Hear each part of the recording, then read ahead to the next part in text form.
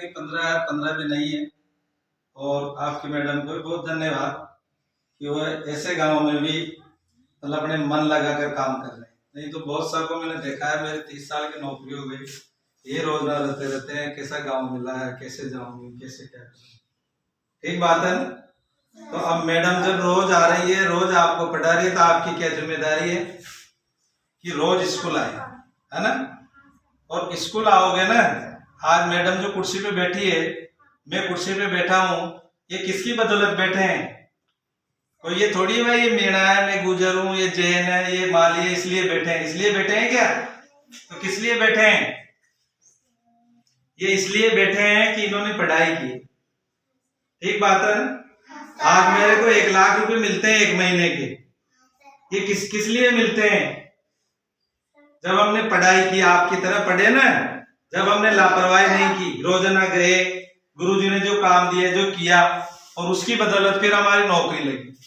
तो आज नौकरी लग गई तो बढ़िया मकान, दुकान, सब कुछ, गाड़ी घोड़ा सब है।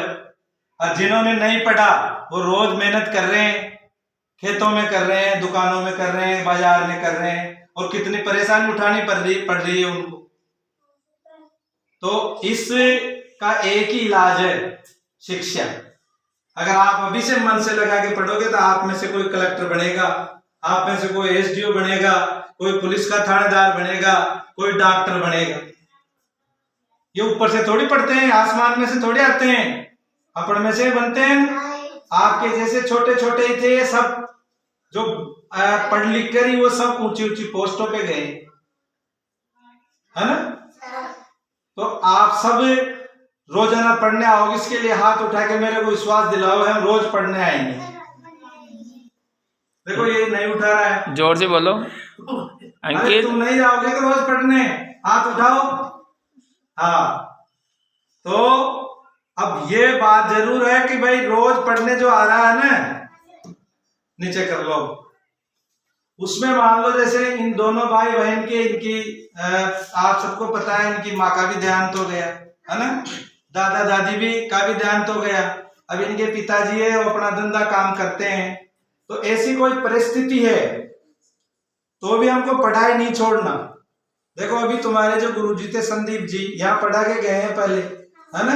अब इनके तो क्या लगता था ये ऐसी बात करने का, लेकिन इनके मन में ये थी कि भाई ये दोनों भाई बहन है ना, ये कहीं इनकी पढ़ाई नहीं छूट जाए, इनके मन में ये दर्द था।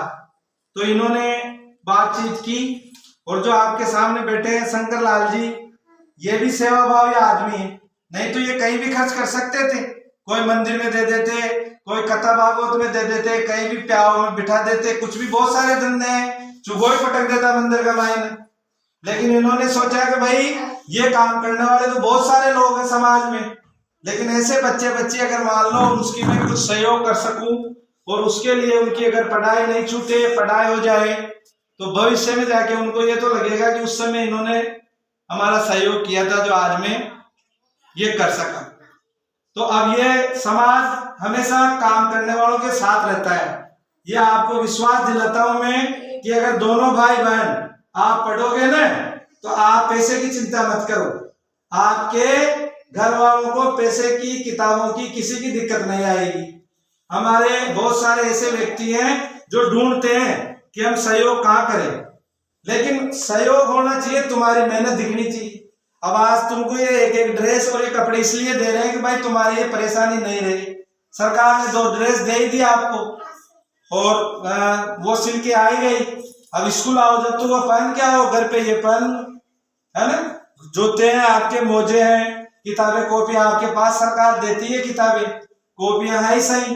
अब बाकी के जो पैसे आपको देंगे वो पैसे भी इसी में काम आएंगे।